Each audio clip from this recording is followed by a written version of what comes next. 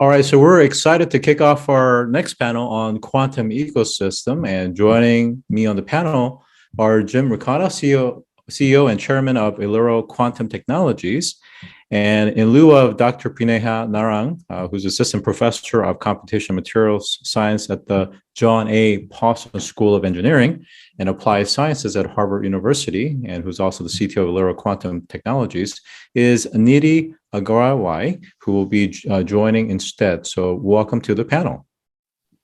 Thank you. Thank you, Scott. Thank you. All right. So first, let's start with a kind of a company overview. If you could just give us a big picture. Sure. Aliro is a startup company that spun out of Narang's lab at Harvard. And we are backed by US VCs. We are about 3 years old. And we are really focused on quantum networking and ultimately the quantum internet and building that. Anything else you want to add, Nidhi? No, I think like Jim said, right, we're focused on building the first quantum internet in the US, and the focus is the scale out architecture, and that's what we are trying to build. And a brief introduction for myself.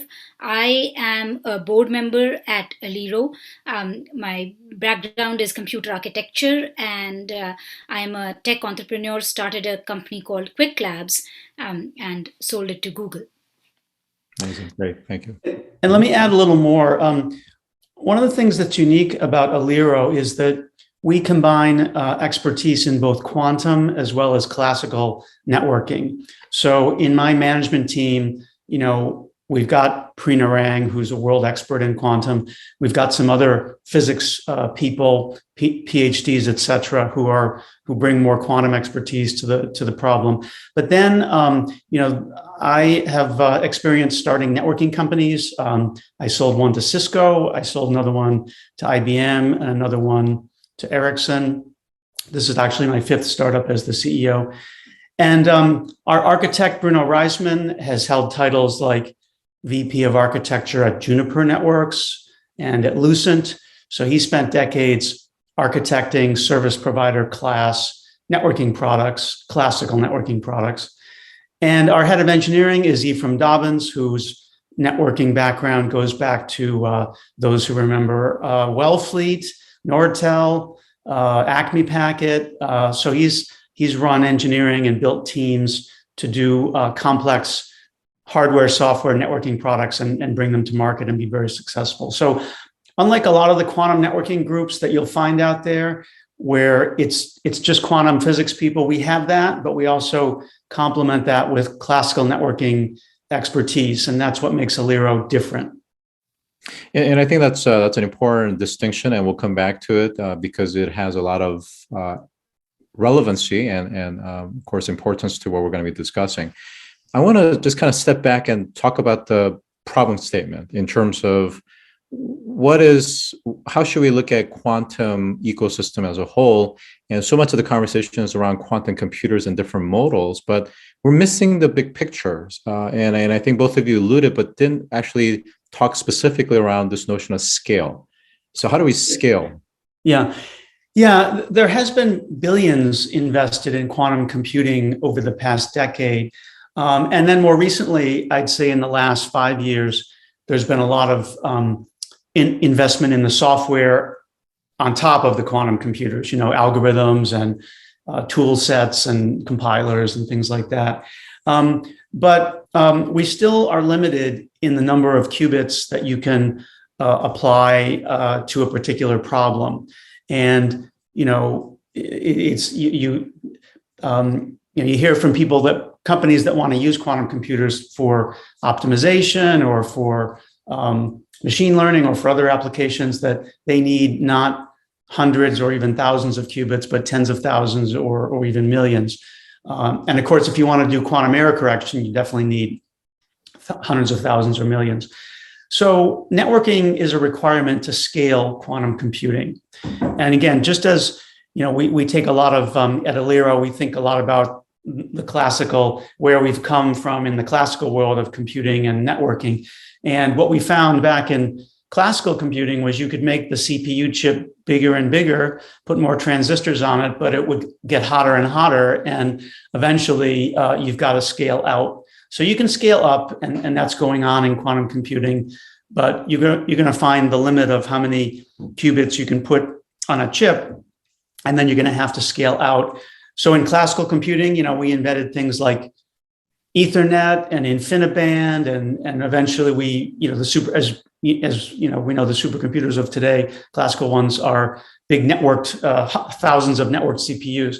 So, we see quantum computing, and a lot of people see quantum computing going the same way. Yes, you can scale up, but as Professor Narang likes to say, don't fight thermodynamics, you're going to lose. So scale up a bit, but then you're going to have to connect the Diel fridges together. And that's what the networking is for. And that's it's only one of the use cases we're pursuing, but it's a very important one. We call it clustered quantum computing. Yeah. Yeah. So Scott, just to add to that, we're going to hit, there are two limits right now, as Jim alluded. One is that the qubits themselves are noisy, right? So they're not fault tolerant. So that limits the scale up. The other thing that limits the scale up is the IO capacity. So you can go up to thousands, but you will eventually have to scale out in order to get the capacity needed for the use cases, and which are truly use cases that you can't solve with today's supercomputers, the biggest classical supercomputer. So I think everybody's a little bit enamored of the quantum advantage kind of thing, but you have to think about how do you make these quantum computers useful? And scale out is a faster mechanism to get there without having to fight the laws of thermodynamics. So the follow-up question is going to be around how do we actually do that? And then more importantly, is this connecting to create this grid or distributed computing network to the quantum internet that you reference in terms of eventually mirroring the classical environment that we have of the cloud and the internet. Yeah. So quantum networking, our approach is to use entanglement, and this is kind of the approach that most quantum networking groups are focusing on. And with a network, the quantum particle that's the most suitable for connecting across distances is the photon, right? So if you can entangle pairs of photons, and I can share an entangled pair with you, and I can share a different entangled pair with Nitty, we can use that entanglement to move information, to convey information from me to you, or from me to Nitty, or eventually from you to Nitty, and I'll explain how that last part works. It's funny, you have to be careful with your verbs when you're talking about quantum networking, because if you're using entanglement, I'm not sending you anything. I'm not moving something from me to you, which is what we do in the world of bits today, right? But through the magic or the spooky action of the distance, as Albert Einstein said, of entanglement, we establish entanglement. I make changes to my qubit. They appear on your side. Nothing crossed the fiber or the wire or space. So photons are the way to do it. The good news is you can use the wavelengths that telecom fibers have been using for decades. So the fiber that's been planted in the ground all over the world will work for quantum networking. You have to make some adjustments. Generally speaking, the basic function of a quantum network is generate entanglement, constantly entangled pairs of photons between the endpoints, and then use those entangled pairs to convey information. There's a couple other steps in the middle. The step where I connect you and Nitty through my node is called swapping, and that's something that will be required for quantum networks to scale, and that will require something called a quantum repeater. That's a hardware device, and there are devices like this that some of them are commercially available. There's a company called QNEC that's got a quantum memory, which is a building block for a quantum repeater. And there's other companies we know about in stealth mode that are building these things. But that's like the router of the quantum network. It can connect, different nodes connect to it, and it can join the entanglements and connect together distant points. So I'm getting into some details here. I realize that, but even before we get repeaters, which I think will come this year, you can do a lot of useful things with quantum networks. And I have to comment that we look at several different use cases, and I'll come back to clustered quantum computing and how it leads to the quantum internet. But one of the most near-term and highly desired and highly valuable use cases is the secure quantum network. So today we use math, we use encryption to secure information, and we send it to each other. And by using quantum networks, you can use actual physics rather than math, and we can use that teleportation I described to move either key material or the information itself from me to you without ever having to send it over the wire. And there's a lot of the reason you see so much investment in quantum networking from the governments around the world is that that's considered a very strategic capability to be able to communicate in a way it's just a total game changer from the way that secure communications is conducted today. So the Chinese are investing heavily, Europeans, USA, other countries, and no one wants to be the loser in that competition. So that's why quantum networking is such a strategic initiative. Let me come back to your other point. Mm-hmm. So once you connect, so clustering quantum computers can be done inside a room or inside a data center. And you can get the more qubits that Nidhi referred to, and you can apply, 10 times more qubits to the same problem and get better results. Then once you have the repeater that I described, you can start connecting together data centers, first across a metropolitan area network, eventually across a country, and then across the world. And so now you're turning a cluster of quantum computers into fully distributed quantum computing. And of course, that's what we have with classical computing and the internet today. We have distributed computing where we can access computers all over the world and use them in coordination to solve problems. So the first stepping stone is connecting the computers in a data center, and then with the repeater, we get to the internetworking or the distributed computing part of it. And hopefully, Scott, that description, right, allows people to see how there are elements of classical networking which we can learn from and apply, because if you think about it as a stack, you have the data link layer where we are doing entanglement, and entanglement as a service, which is how we are communicating information. And I'm using that word rather than transferring information like Jim explained, because you're actually not doing that.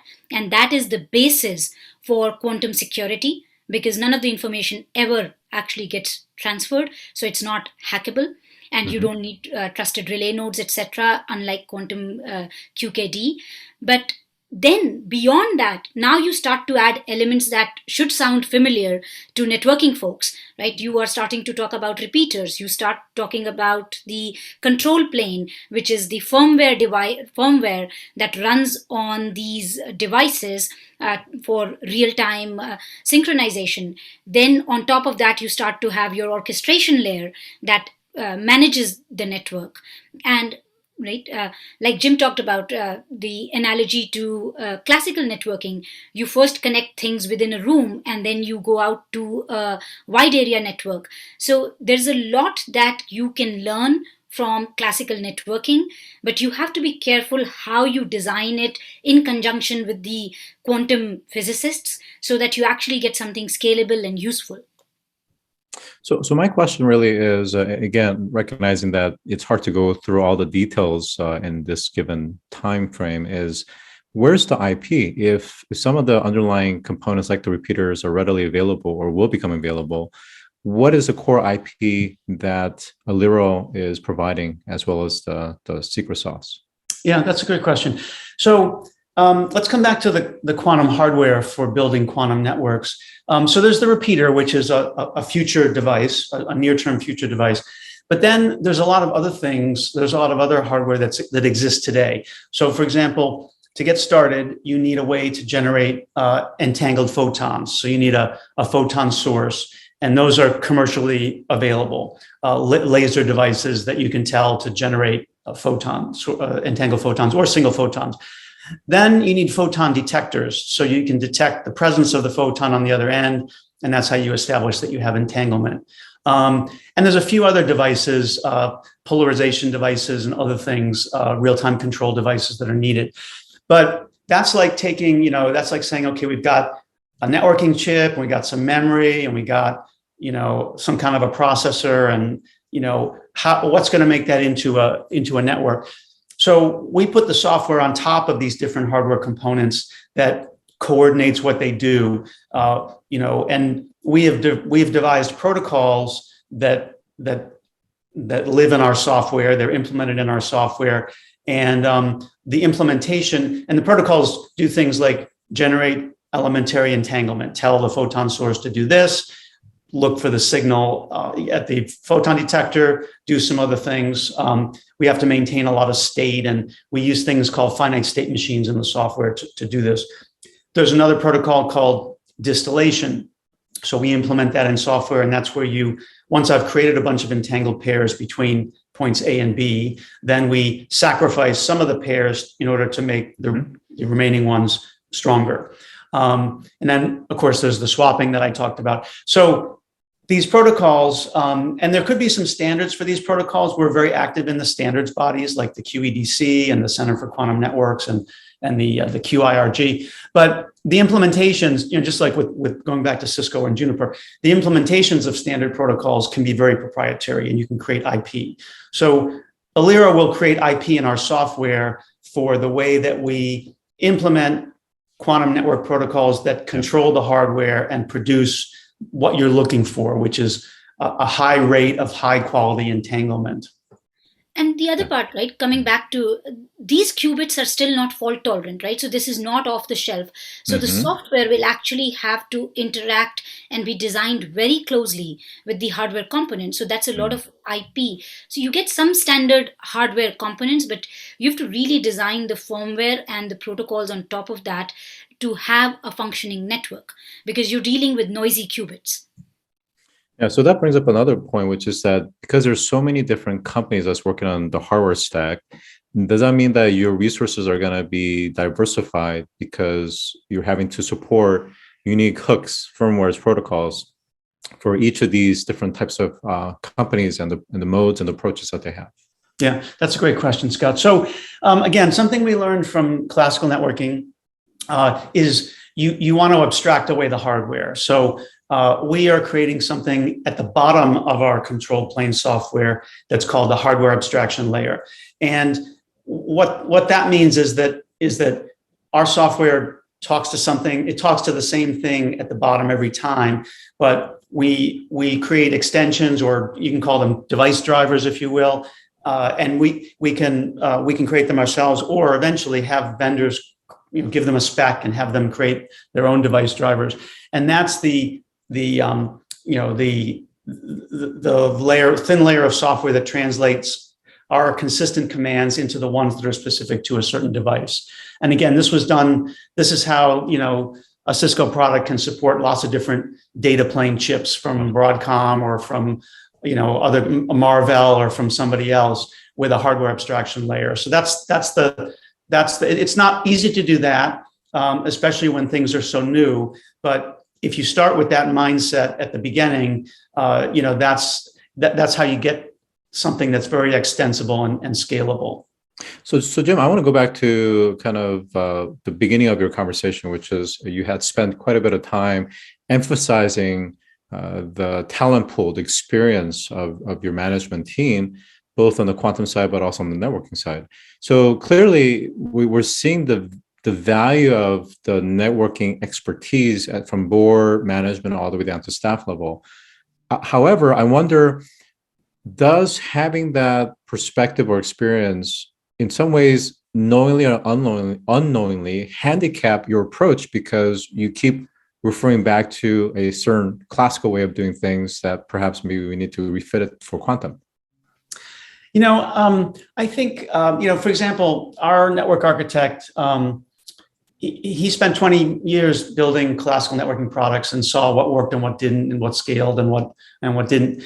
Then he also spent the last 2 years before he came to us inside a quantum physics group, right?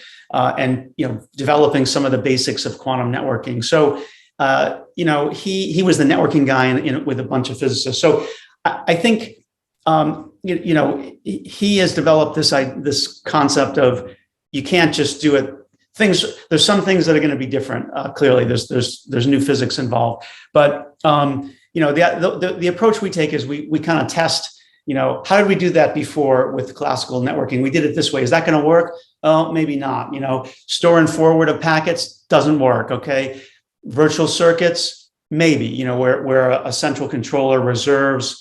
Instead of a certain amount of bandwidth between two nodes for a certain amount of time, it's a certain amount of entangled pairs per second between certain nodes for a certain amount of time. That kind of makes sense. So there is a lot of testing and a lot of trial and error. One of the products. This is actually an interesting point, Scott. One of the reasons we have 3 software products. We have the control plane that runs on the quantum hardware. We have the orchestrator, which is the SDN controller. And then we have that the application talks to. And then we have a simulator, a quantum network simulator. And part of the reason we built that is just what you described. How do we know that what we used to do is going to work? Our simulator can simulate different kinds of fiber, different types of noise models on the fiber, loss models, different types of sources and detectors and things like that. So we can actually do a really good simulation of our protocol. We use this to develop our protocols. We try out our protocols and see how they work, and then we make tweaks to them. So it's kind of it's not just dogmatically saying we did it this way, so we're going to bring that over. It's more like trial and error type of thing. And I'll give you a specific example, Scott, right? Like QKD was all the rage a few years ago. And actually, we were one of the first to say that to achieve true quantum secure communications, you'll have to do entanglement as a service at that time. And now, right, there's a lot of validation to that approach. And so because QKD is more similar to how classical key distribution is done. And we could have taken that approach if we were falling prey to that danger of take the shortest route to what is most similar to classical and just apply some quantum, right? So throw some quantum sugar on top and masquerade. And we actually took the hard approach of saying, no, you will have to do entanglement as a service and figure out how to generate entanglement reliably and then scale that, because that is going to provide you the quantum physics advantage of secure communication. And that was directed, like Jim talked about, with our CTO Pri and with Bruno. They both came with that approach. And then taking that approach, now we're saying, okay, how do we make it work to scale out? And that's where the classical networking piece comes in. So we are not being dogmatic in terms of there's a bunch of us who know networking and let's just apply that. It's actually physics first, and then but taking the practical experience of you have the physics, but how do you ship product? Because we do not want to be a research lab.